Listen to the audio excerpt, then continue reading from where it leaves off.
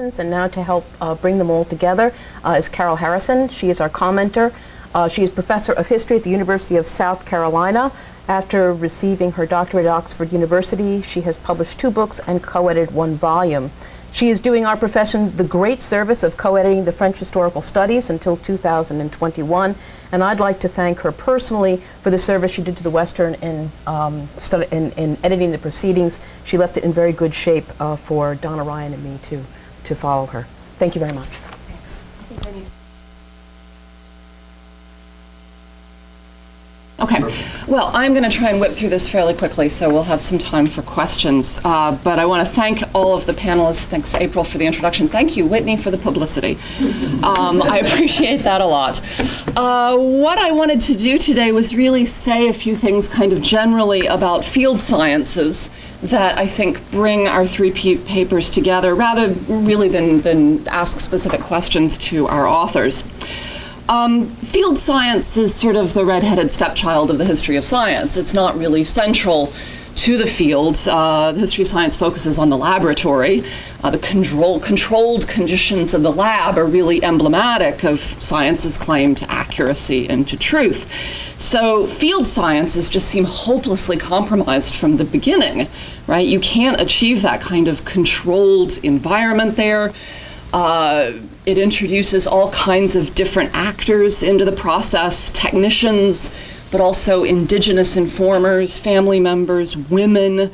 I would also say that because of this, field science is a really important opening to historians like me and like many of us who aren't really trained in the history of science, but who think it's an interesting phenomenon and think we might have something useful to contribute. So field science is relatively peripheral, but it's become increasingly important in the last few years, really beginning in the 1990s. Osiris, the Journal of History of Science, published a special issue on field science in the mid-90s. And field science suited the mid-90s interest in practice. Field science is the area where science bleeds into other kinds of practices like sport, like tourism, prospecting, art, home decoration, things like that. And also, of course, field science becomes important in the 1990s because it's where science meets empire and also environment. And today's papers really exemplify a lot of these reasons why historians have found field science interesting in the last few decades. And I'll just call attention to a few of them. One of the most obvious, of course, is gender. These non-scientific, parascientific actors, and sometimes, in fact, women doing science. The uncontrolled nature of the field leads to greater scope, I think, and also greater need to assert the masculinity of science. But I think it's interesting that in these 3 papers we have 2 very different iterations of what Bruce Heavley called the heroic claims of field science. On the one hand, we have the intrepid solitary wanderer who's facing the danger of unknown climates, fog, dead logs, potentially hostile native people. And then on the other, we have the sort of collectivized, militarized bands of botanizers trampling the countryside and terrifying the wildlife.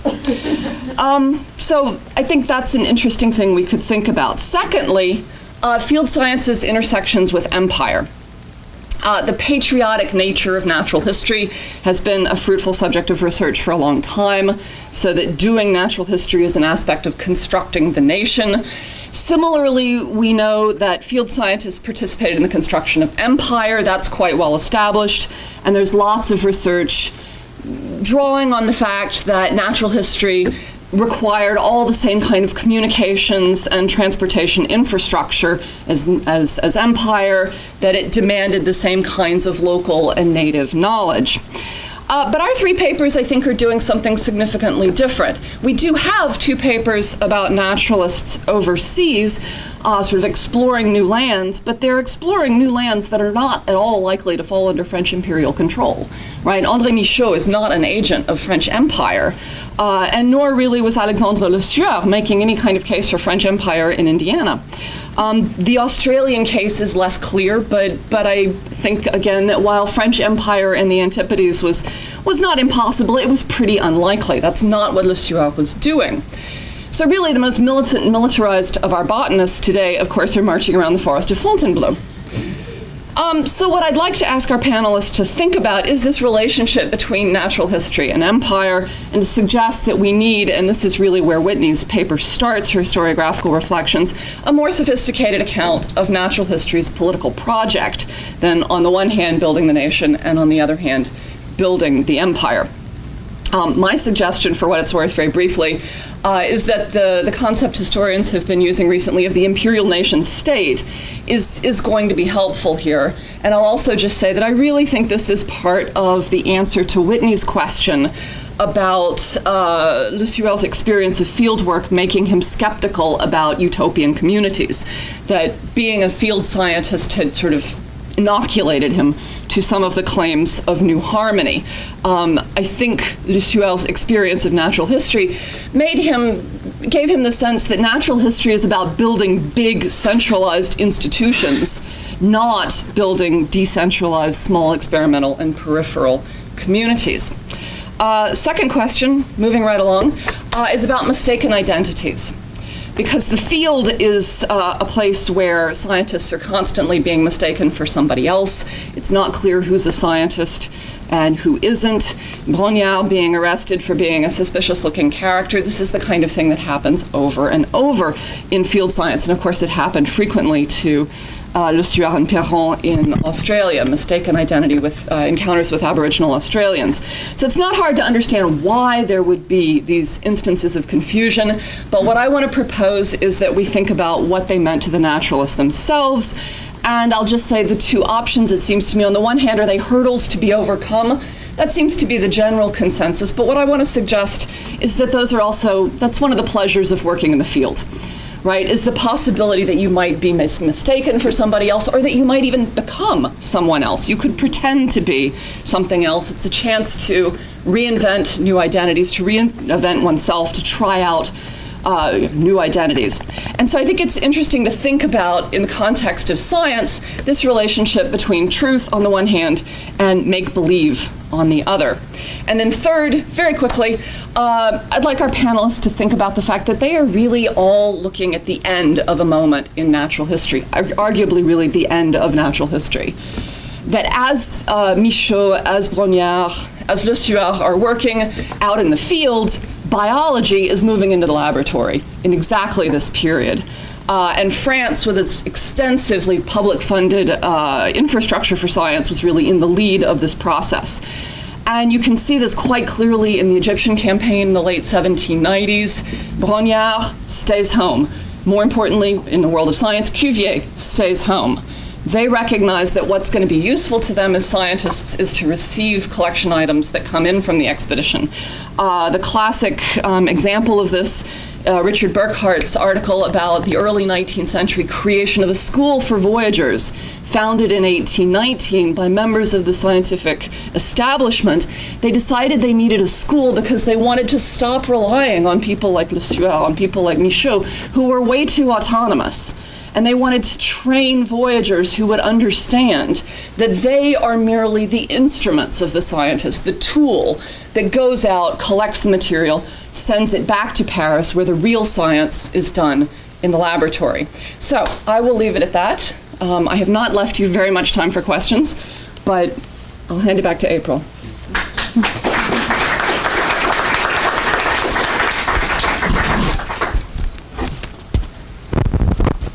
Okay, indeed, we don't have very much time for questions. It's now 9:28. Maybe we can stay a couple of minutes. I want to say that this really has been a great panel, and there's an awful lot of intersection with my own work in Jamaica, but I won't get into that because we've already got enough, more than enough. If it's all right with you, I'd like to open the floor. Okay, great. Yes, please. Thank you. First of all, I want to say what a great pleasure it has been to listen to such eminent people working in a way collaboratively, because to me there seems to be a certain overlap here in the putting together of this panel. I'm interested in authority, and although personally I'm not a specialist historian, it seemed to me as if quite a few different authorities were coming under scrutiny. Does that make my point? Is that adequate? Yeah. Thank you. Do you want to respond? Or? Michel makes the case in his publications for the authority of the person who has been in the field. And not only that, he's sending specimens back to France, but he's pointing out to the people in France, they grow differently in France than they grow in America. So he's championing the authority of the person who's been on the ground, seen it growing in its natural habitat. So that's one argument for his own authority. No, it's very interesting. I think, again, because Lesueur was kind of marginalized by the same mechanism that provided him with a certain authority that, I couldn't help thinking about, publish or perish. I mean, I'm sorry, but that was a problem. He wasn't close enough to the sources of authority to make himself more of an authority. I think I'd just like to say one thing about that. Yeah, I think that we've got a lot of problems with authority here. We've got the authority of the person in the field who's in the field, who is has the authority of experience. We've got the authority of the books that he's carrying in his pack. We've got the authorities of the indigenous people that he's meeting, the local people who are living there, and then the authority of the various metropolitan intellectual institutions at home. And this is a real problem. And so I think that, but it's a big problem. It's not one that we have. But I do think they see in the field, they think of their work as additive, not challenging, because the goal is to find something new, to add a new plant to the encyclopedic knowledge. So while on the one hand there's challenge and saying you don't know it all, it is also seen as collaborative. Yes, it is. But I think there's a little more tension between that sometimes. I think that's the rhetoric. The rhetoric is one of collaboration. But I also think that another point that's worth making is about the authority of art, which we tend to think of art as mere illustration and as something that happened after the fact, but it's clear in all of these cases. I didn't really talk about him, Grognard, but his drawings of fish are just beautiful. But the way in which it's very clear from both of these other ones, the way that art is central to the constitution of the authority of fieldwork, which is, I think, something that's worth thinking more about. That's a good point. one more question? Go ahead. Yeah. So thanks for these papers. My comment actually follows on the last one. So, Carol, I think you tie it really nicely together about how field science is like not science now, like retrospectively, but that's of course anachronistic, as you show. Like basically, field work was absolutely central to establishing credentials, both sort of among these scientists with each other and also back in the metropole. And so basically, like, I like to think of field work and the way you're describing it here is basically signaling. Like, I'm doing field work and like that is how I signal that I am a real scientist, at least in the 18th century. So what I wanted to ask all the panelists is how you account for audience of the sources that you're using. In other words, like these journals, these letters, like these are very much intended for either a current public audience, because these letters are being published contemporaneously in the Affiche and other places. Like the newspapers are hungry for this kind of content because it's really popular. But also like for an imagined future audience where these journals are going to be published, as an account of what these scientists did on their expeditions. So, who are these imagined readers and how do you account for this reputation building as an essential part of the fieldwork? In other words, this isn't about the fieldwork, it is the fieldwork. Well, I have to say that I was kind of stunned and distraught to learn that the Société Philomatique bulletin, which it was very central, their publication. So actually a lot of the sources that I was using actually are not published. They're private letters to his father or something. These things were not published. And even the journals were not published. But the publication of all of this stuff was important in the journal they published, the Bulletin. And they kept losing printers because they would like sell 100 copies. And there really wasn't the market. And they were searching state subsidies and stuff. So they had it was important for them to publish this stuff, partly for their credibility as a society, and also and vis-a-vis other societies, and because they believed in making the knowledge public. But when that hit the market, they were in big trouble because there actually wasn't a market.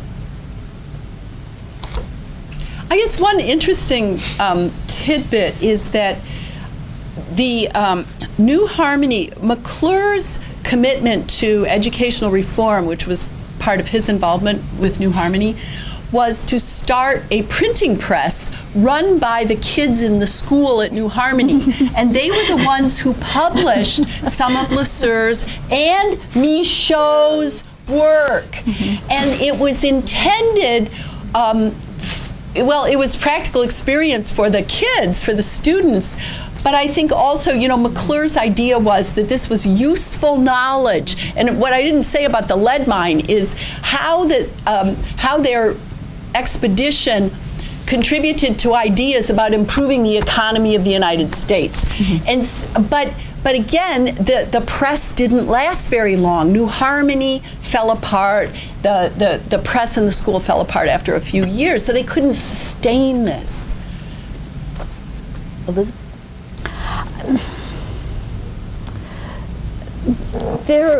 I showed one example of an ad. The newspapers are peppered with them with every book. So there's someone is perceiving an audience for the books and the news.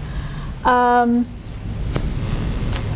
don't have any statistics to know how widely they were consumed. I know Michaud's works, published initially in France, were both then translated into English, and Michaud's son, who then goes on to publish the North American Silva, that becomes adopted by American scientists as the first American botany, even though it was written by a Frenchman. So reception is complicated there, but there is some reception happening. Actually, I just want to add one real quick thing.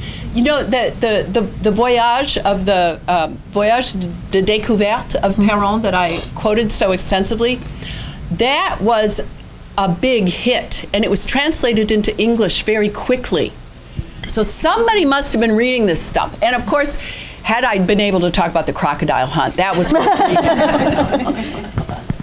So maybe we tend to think about the voyage and these as a popular genre that really do, but there's a difference between the voyage and the scientific journals. Yes. And they're aiming for both. And so what modes of publication they meet the audience, and how the public consumes this kind of knowledge versus the way that scientists exchange it among themselves is probably worth ting about some more. Really. Okay, we have almost no time left to get another cup of coffee. Thank you very much, everybody. Bye-bye.